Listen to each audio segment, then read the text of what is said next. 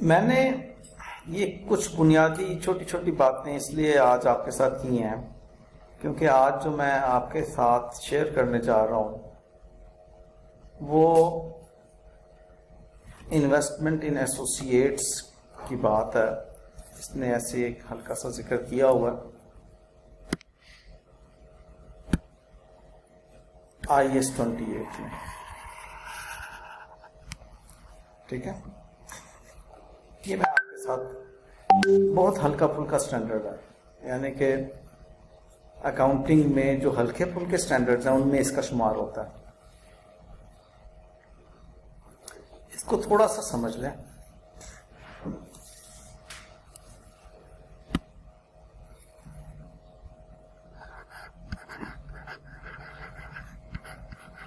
Investor company या investing company investment करती है इन्वेस्टी कंपनी में, ठीक है। ये जो इन्वेस्टी कंपनीज हैं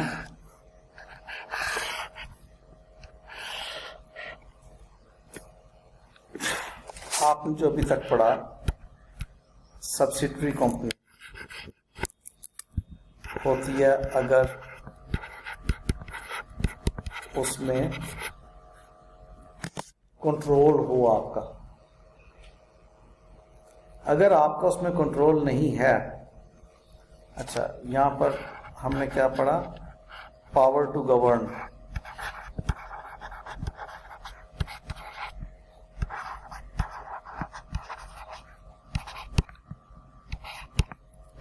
power to govern operating and financing decisions.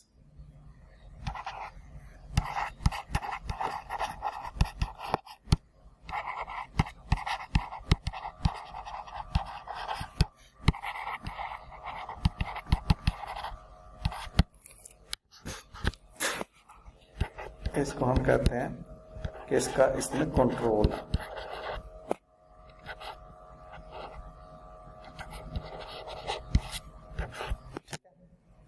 अगर कंट्रोल नहीं है तो क्या सिचुएशन होगी? ऐसी सिचुएशन में आपके पास तीन मजीद इन्वेस्टिंग कंपनी की हालतें हो सकती हैं। एक को कहते हैं एसोसिएट कंपनी, दूसरी को कहते हैं जॉइंट वेंचर,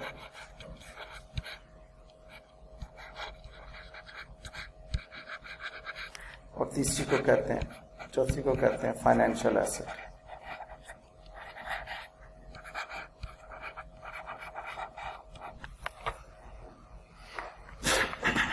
इसमें तो होता कंट्रोल।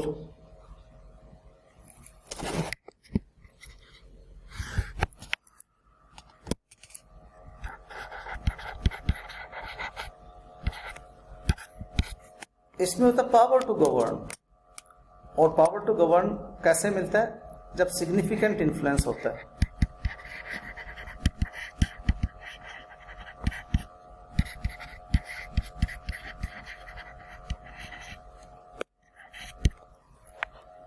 यानी कि पावर टू गवर्न आपके पास आ गया।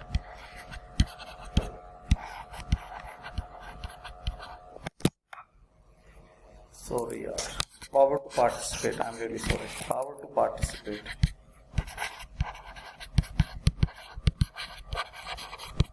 इन operating and financing decisions.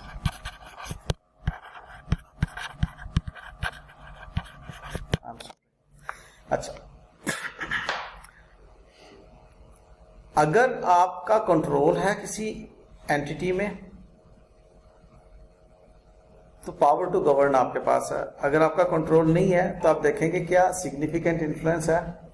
Significant influence का मतलब है कि आप पार्टिसिपेट कर रहे हैं, गवर्न नहीं कर रहे, आपकी मर्जी नहीं चल रही, बस उन मीटिंग्स में आप मौजूद हैं। इसको हम कहते हैं जॉइंटली कंट्रोल्ड।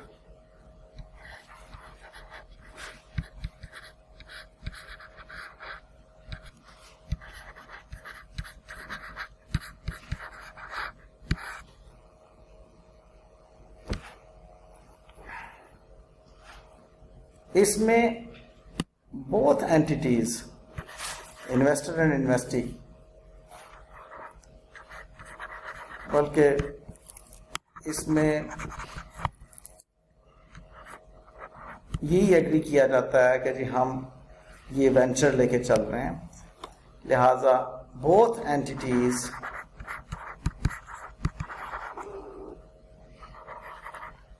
enjoy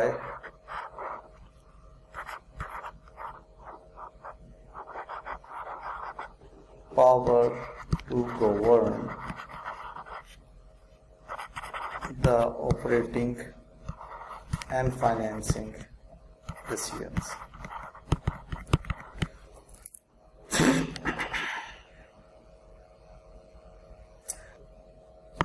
इसको आप यूं कहें म्यूचुअली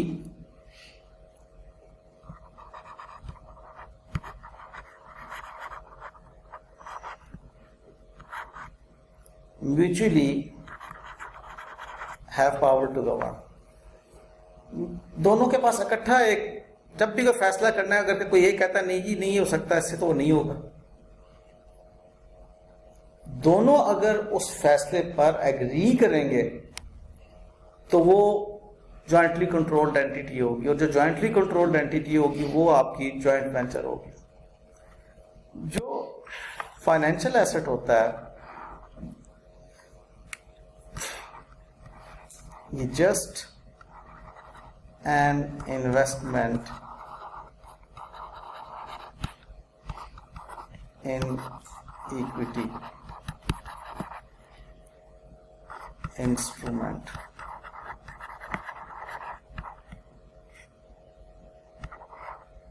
ठीक है,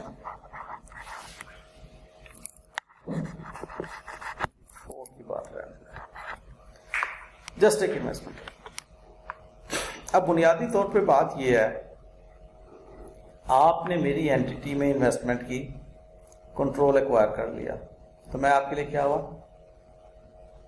सब्सिडरी।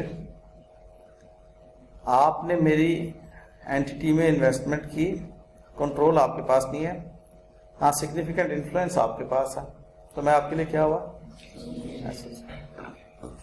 आपने मेरी कंपनी में इन्वेस्टमेंट की और हमारे दोनों के पास जॉइंट कंट्रोल है, बाहरी रजामंदी के साथ ही हम कोई फैसला करेंगे, अगर करेंगे तो मैं आपके लिए और आप मेरे लिए क्या है? एक जॉइंट वेंचर है, हम को वेंचरर्स। आपने मेरी एंटिटी में इन्वेस्टमेंट की, ना तो कंट्रोल आपके पास है, ना सिग्निफिकेंट इन्फ्लुएंस आपके पास है, ना ही जॉइंटली कंट्रोल है, तो ये आपके पास एक सिंपल फाइनेंशियल एसेट है। तो बुनियादी बात क्या है? आपकी तरफ से इन्वेस्टमेंट का होना मेरी एंटिटी में, किसके अंदर? मेरे शेयर्स के अंदर। आपके लेवल पर इसको आसान करने के लिए कहा जाता है कि यहां पर इन्वेस्टमेंट जो है वो ग्रेटर देन 50% होगी, यहां पर greater than 20% but lesser than 50% होगी।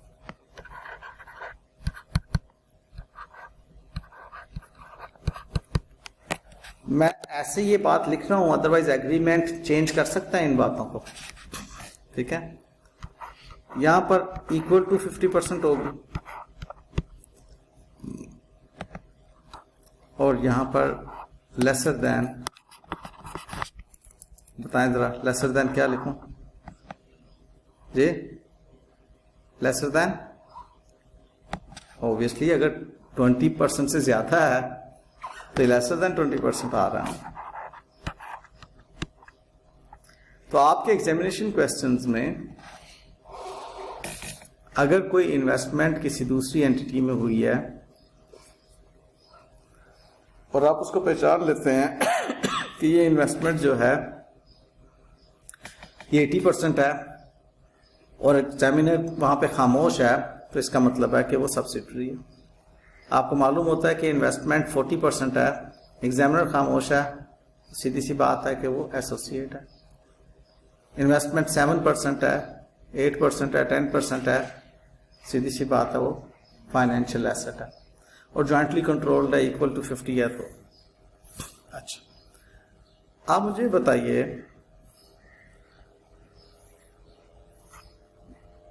मैं एक हल्की सी बात आपके साथ करता हूं।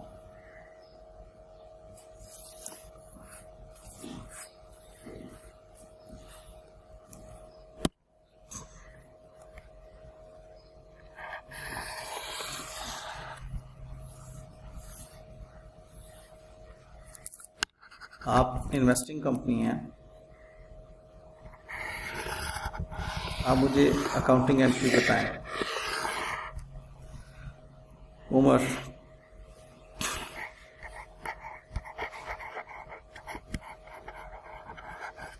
Investment in associate company, accounting entry बताओ क्या होगा। डेबिट और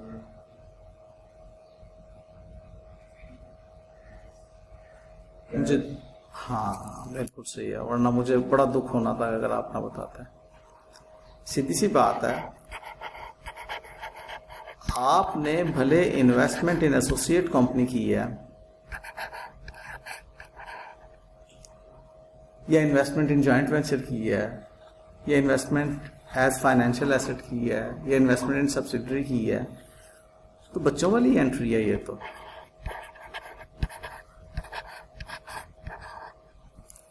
इस एंट्री से तो आप बहुत बड़े हो गए हैं। मैं एसोसिएट कंपनी हूं, आपने मुझ में इन्वेस्ट किया,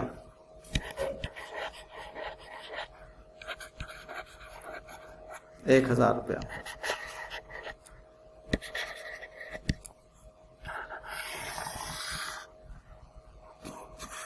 मैंने ड्यूरिंग द ईयर आपको डिविडेंड पे किया, आपने डिविडेंड वसूल किया। अकाउंटिंग एंट्री बताइए।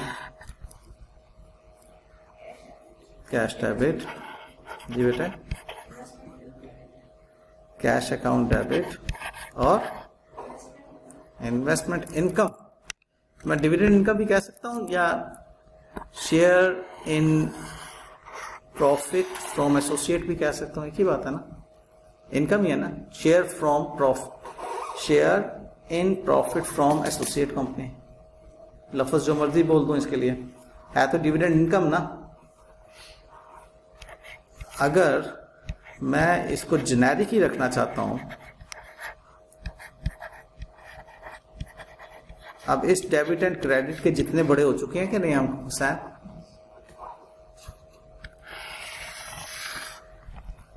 मैंने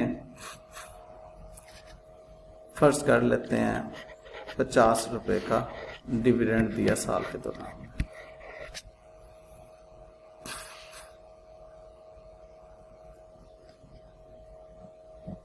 अब वो कहता है कि profit after tax for the year जो है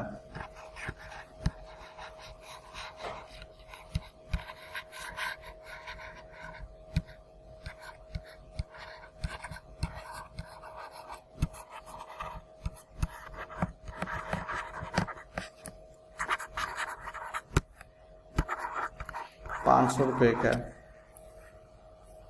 investment in associate company for 10% equity. ये है कि आपकी इन्वेस्टमेंट एसोसिएट कंपनी में 10% के बराबर। अगर आप इसको बढ़ाना चाहें तो मैं इसको बढ़ा देता हूं। आपने बोला नहीं एकदम से, अगर 10% होती तो क्या ये इन्वेस्टमेंट इन एसोसिएट होती? ज़ाहिरन ना होती। ठीक, इन्वेस्टमेंट इन एसोसिएट 20% से ज्यादा होनी चाहिए। अच्छा, अब आप मुझे बताइए,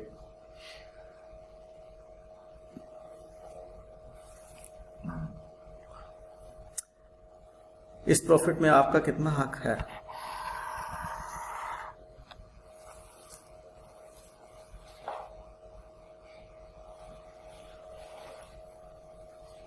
₹500 का प्रॉफिट हुआ है, मुझे इस साल में मुझे 500 रुपये का प्रॉफिट हुआ, इसमें आपका कितना हक है? कैलकुलेट करो बेटे, टिक टिक करो। 200 रुपये का हक है। मैंने आपको कितना दे दिया हुआ? 50 रुपीज़ दे दिए मैंने आपको, ठीक है। 50 रुपीज़ किसी एक अमाउंट का 20% है, सॉरी 40% है, ठीक है। ज़रा देखो 50 डिवाइड बाय 0.4 करो, क्या अमाउंट आती है? 50 डिवाइड बाय 0.4 125 मैंने टोटल डिविडेंड डिक्लेयर किया था, जिसमें से यहाँ चले आप इन्वेस्टिंग है, मैं एसोसिएट हूँ आपका। मैंने टोटल डिविडेंड जो इंटरम पे किया था 125, उसमें चूंकि आपने इन्वेस्टमेंट की हुई है 40%, लिहाजा वो 40% उसका 50 रुपये बनता है, आपको मैं डिविडेंड दे चुका हूँ। लेकिन मेरा प्रॉफिट फॉर द ईयर तो 500 रुपये है। हक कितना बनता है आपका?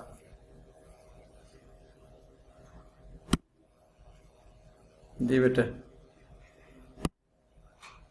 आपका share in associates profit 500 into 40% बनता है ना, 200 माइनस डिविडेंड रिसीव्ड। ये लॉजिकल बात है या नहीं?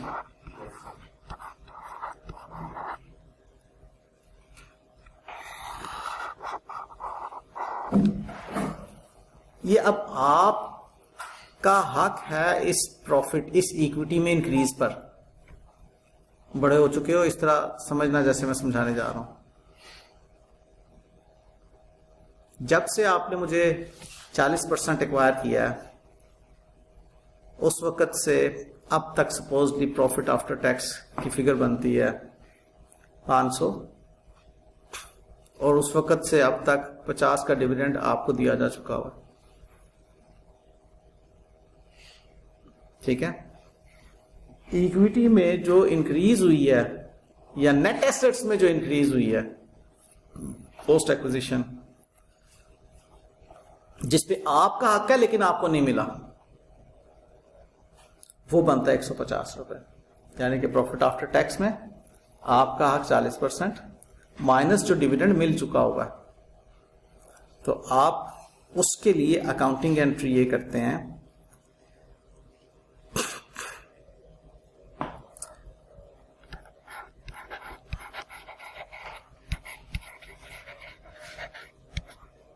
Investment account debit. अब ऑब्वियसली ये इन्वेस्टमेंट इन एसोसिएट कंपनी है, मैं इसको लिख देता हूं, इन्वेस्टमेंट इन एसोसिएट कंपनी।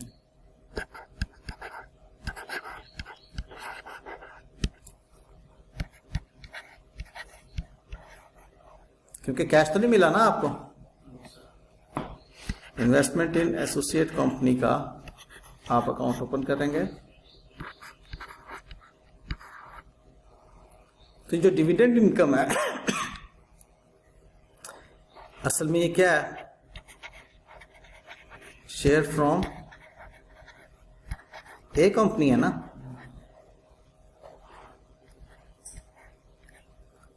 ठीक है ना। Share in profit from A company, share in profits from A.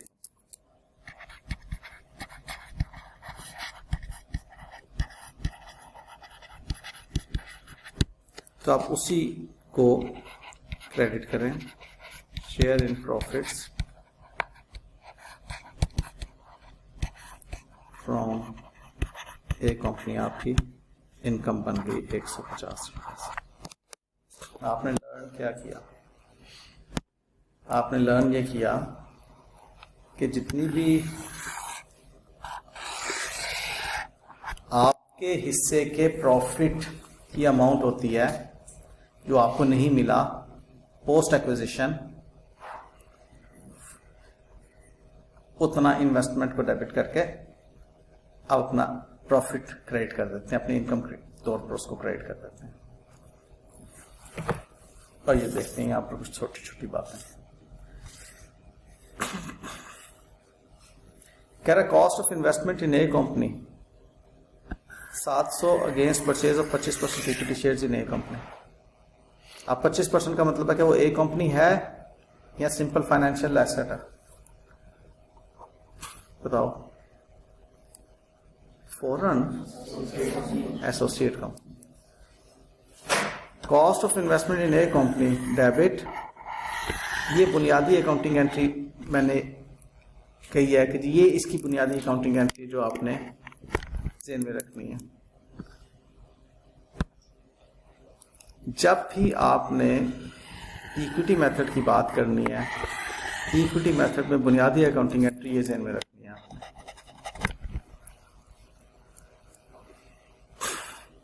Post acquisition net assets, ये लफ्ज़ हमारे लिए कोई मुश्किल का बायस तो नहीं बन रहा। यानी कि जब आपने उसके 25% शेयर्स एक्वायर किए, उसके बाद उसके नेट एसेट्स में जितना इजाफा होगा, of a company 400, that is from AD to RD. 400 में 25% 100 आपका हक। अगर कोई डिविडेंड वगैरह की बात नहीं कर रहा, ठीक है, जो कि इसके अंदर हो भी नहीं सकती ऐसी सिचुएशन में। देखो बेटे, वहां पर मैंने बात की थी प्रॉफिट आफ्टर टैक्स की, यहां पर मैंने बात की थी प्रॉफिट आफ्टर टैक्स की।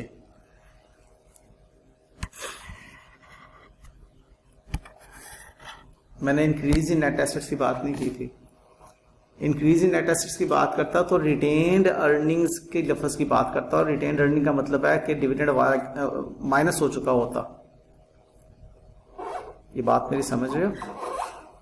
अगर मैं लफ्ज बोलूं रिटेन्ड अर्निंग इस साल की, जैसे कि आपने इसको ग्रॉस अप किया डिवाइडेड बाय 0.4 करके, तो 125 बना था, और प्रॉफिट आफ्टर टैक्स जो है 500 है, और कोई ट्रांसफर रिजर्व्स वगैरह नहीं है, तो रिटेन्ड अर्निंग्स में कितना इजाफा हो रहा है? 375 का।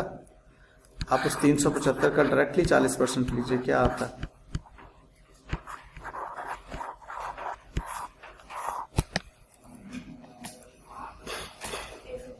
मेरी बात समझ आइए।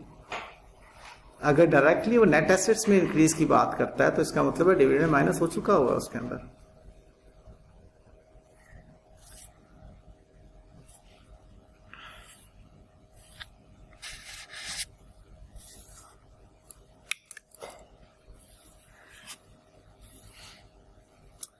तो कह रहा है कि हमारे पास नेट एसेट्स में इंक्रीज जो है उसका 25% ले लें, तो तब ये वाली अकाउंटिंग एंट्री पास कर लें, share in profits from A company. अब हमें डिविडेंड माइनस करने की जरूरत नहीं होगी। तो क्या अकाउंटिंग एंट्री बनती है आपकी? ये ब्रॉट फॉरवर्ड, जो आपने एसेट जितने का खरीदा था, share in A companies profits forward किया जाएगा, और जो ग्रुप रिटेन्ड अर्निंग्स होंगी उनके अंदर शेयर, क्योंकि ये काम आपने कब करना होता है? जब आप कंसोलिडेशन कर रहे होते हैं। कंसोलिडेशन में ग्रुप रिटेन्ड अर्निंग्स बना रहे होते हैं, तो ग्रुप रिटेन्ड अर्निंग में इसको आप ऐड करते हैं इक्विटी में। ठीक है बेटे।